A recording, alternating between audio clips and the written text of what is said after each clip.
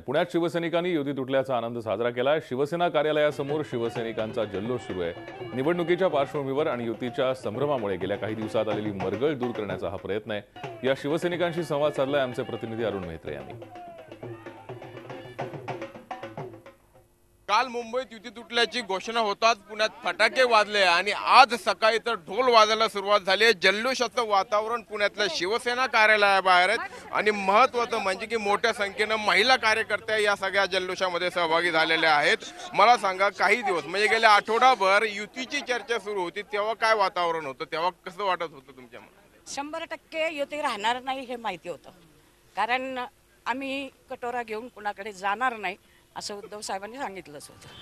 त्यामुळे युती तुटणार हे माहिती होतं। पण ज्यावेळी बोलणी चालली होती त्यावेळी तुमच्या मनामध्ये एक प्रकारची दागदुग काय होतंय काय नाही अशी निश्चितपणे अजिबात नाही। आम्हाला 100% विश्वास होता। साहेबांनी जो निर्णय घेतलाय त्या निर्णयाबरोबर आम्ही सर्व शिवसैनिक सामील आहोत आणि आता आम्ही आमची 100% ताकद लावून शिवसेनेचा भगवा फडकावणार। आम्हाला उद्धव साहेबांवर विश्वास होता की ते आम्हाला पाठिंबा देणार म्हणून। उद्धव साहेब आगे बढ़ो, हम तुम्हारे साथ हैं। बांधिलकी जनतेच्या हिताशी साहेबांनी सांगितलं आम्हाला सत्तेसाठी नाही, शिवसेना समाजासाठी आहे, मराठी माणसासाठी आहे, हिंदुत्वासाठी आहे। आणि म्हणूनच हा सगळा जल्लोष आहे। त्यामुळे नेत्यांच्या मनासारखं झालं आहे की नाही हे माहीत नाही, मात्र या कार्यकर्त्यांच्या निश्चितपणे मनासारखं झालंय। व्हिडिओ जर्नलिस्ट प्रदीप खेंगरेसह अरुण मेहत्रे, जी मीडिया, पुणे।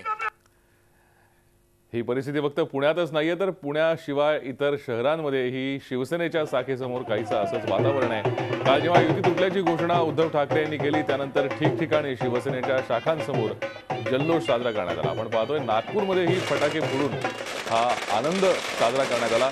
युती तुटल्याची घोषणा उद्धव ठाकरेंनी केल्यानंतर नागपूरमध्ये जल्लोषाचं वातावरण शिवसेना शाखेबाहेर पाहायला मिळालं।